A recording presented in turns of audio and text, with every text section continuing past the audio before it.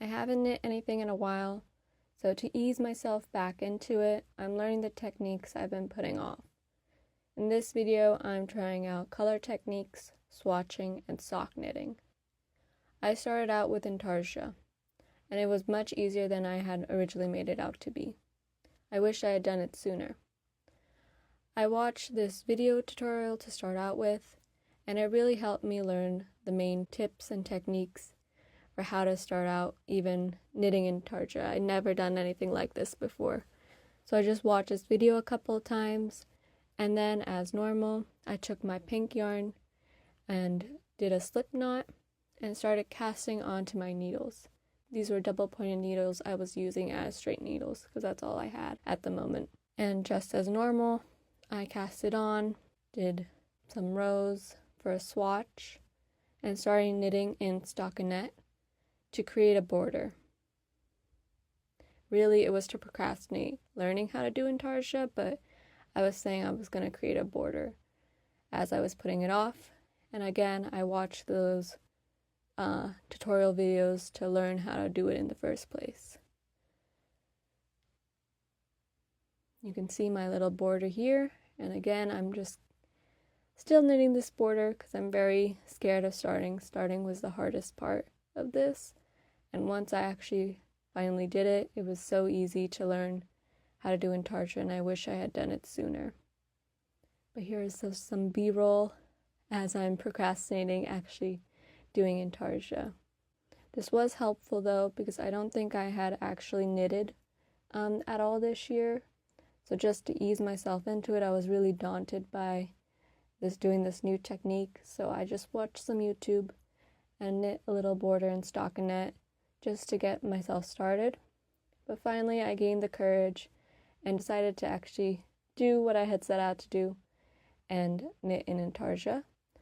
So you can see here I had joined this little bit of blue yarn into my pink yarn, and how I did it was a little complicated to me at first. You're actually holding both yarns at the same time while you're knitting in Intarsia. So as normal, if you're doing any color work, you just first start weaving in that blue yarn underneath the pink yarn. So before you actually want to incorporate the blue section, and then you wrap it to actually fully lock it into your knitted work so there's no gaps. That was a problem I had the first time I did Intarsia, or I said I was doing Intarsia. I didn't actually follow a tutorial and just winged it, and I had a bunch of gaps in my color work.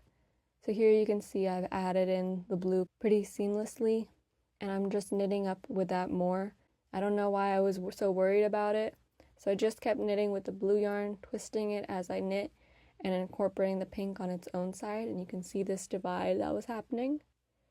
And the reason I was actually doing Intarsia was because I have a checkerboard patterned summer knit that I have planned, and I'm a little bit scared to do that because I didn't know this technique. But as I kept going with it, I realized that this really wasn't what I wanted.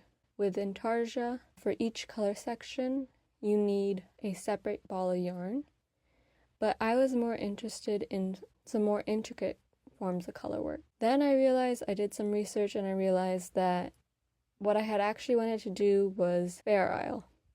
And that's because even though I'm doing checkerboard in my summer project, I didn't want to have such big sections of checkers. I really wanted them to be quite small, and that's only possible with Fair Isle, unless I wanted to have a million balls of yarn. But you can see here, even me handling 2 of them was very difficult. But this is how the Intarsia piece turned out. It's very nice. I'm very happy with it. It's such a seamless join, as well as the back looks really good. I did it in stockinette, so the border I had made isn't that great, but I'm very happy with it. And really what I had wanted to do was Fair Isle. So that's where you carry over the yarn like I'm showing here. And the back, you can see we have those loose threads that could get snagged, but that's the main difference between Fair Isle and Intarsia. So it's different than Intarsia because it can be more detailed, but it isn't as flush on the back like Intarsia. Instead, you see those individual threads on the back. And so I watched another YouTube video, and once I had learned Intarsia, it was really easy for me to pick up the Fair Isle as well. I'm happy that it turned out this way, where I didn't know what I had initially wanted, because in the end I learned 2 techniques, so it worked out for me. And also, I didn't try it out in this swatch, but I'm guessing that's similar to Intarsia, where you can wrap the loose threads on the back. I'm wondering if you could also do that in Fair Isle. I didn't try it out. I'm not sure about it, so if anyone knows if that's a thing, let me know in the comments, and I might try it out for my actual summer project. Because I feel like that would solve a lot of the issues that I had with this technique. It's just kind of the loose threads, which is kind of problemsome. And a big thing that really helped me out was watching a common mistakes video on Fair Isle. There it was mentioned you have to be loose when you do Fair Isle so that your individual sections aren't so tight. This is something I still think I need to master, because I was a bit too loose in some sections and not in others. But overall, I'm really happy that I learned this new technique. And yeah, as normal, I cast it off and finalized my little knit here. I'm so pleased with it. I'm so happy I learned 2 new techniques, both Fair Isle and Intarsia. But I think definitely for my summer knit project, I'm going to go with the Fair Isle. And I might modify it a little bit to try out what I had done with the Intarsia. So it was a blessing in disguise that I had messed up initially. And you can see on these close-ups, I still need to perfect it. You can see it's a little bit taut in some places. And actually, if you see the back, a little bit loose in some areas as well. But overall, for a beginner, I'm really pleased with it, and I'm so happy that I learned. I finally did this. Now I'm a little bit worried watching back these clips that I'll forget, so I need to still keep practicing this and actually work on it for my summer piece. But putting that on pause as of now, and moving on to a much simpler technique. I did the hard one first, just to get it out of the way. But with this green yarn and my same needles, I need to work on making a swatch, because I've never actually made a swatch of anything before. I haven't really followed a true pattern, or I have followed patterns before, but I never did the swatch whenever they recommended it. I just kind of winged it and wanted to start out with my hat or whatever, rather than wasting time on a swatch. But I realize it is very important, so I should try it out. So as normal, I'm just casting on and knitting up a couple of rows. And I never understood the need for a swatch. I guess it's just to get a feel for the yarn and the needles. But also, the main thing I wanted to do was measure it and have a gauge, I guess. Do my knitting gauge. The problem was I forgot how many rows I had done. So here's me counting to try to catch up to the number of rows that I was doing in my swatch. But again, it was very off, and you'll see even my method of measurement wasn't the greatest.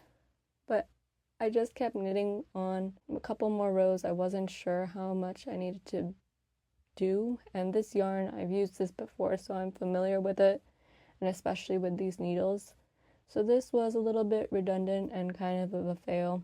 And when I actually follow my next pattern, I should just do the swatch there, because this was a little pointless of me trying to do an arbitrary swatch. I really should be doing it within a pattern. So that's a note for next time. But again, just knitting it up, might as well. I haven't knit in a long time, so wanted to get some practice and really get back into it by doing something that didn't really matter.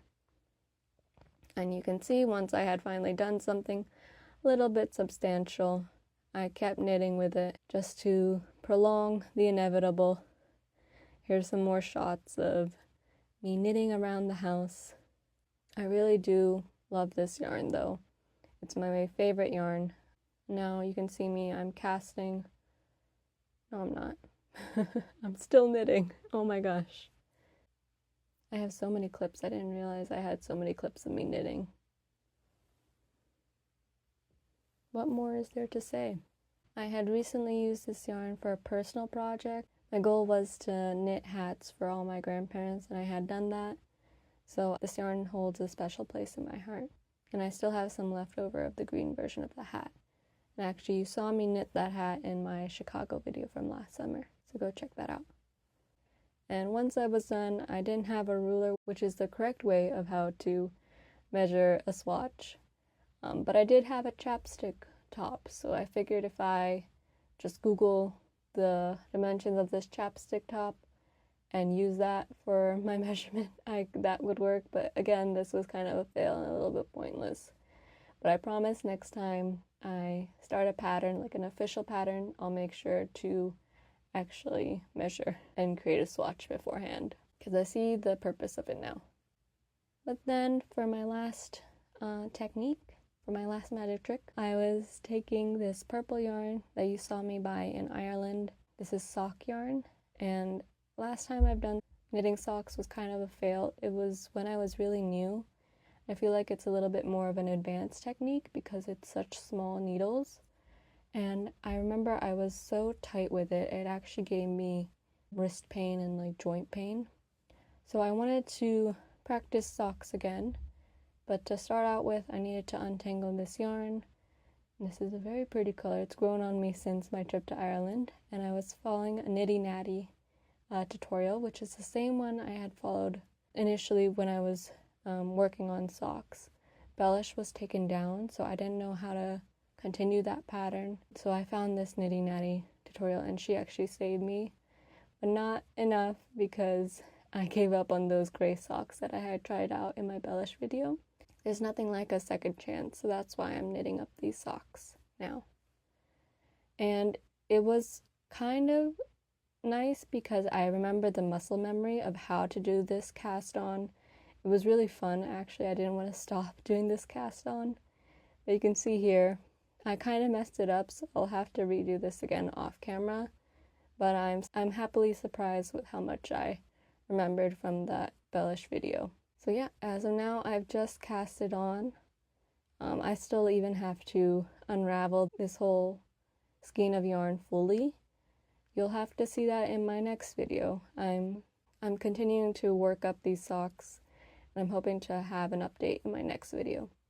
So yeah, thanks so much for watching and see you in the next one. Bye!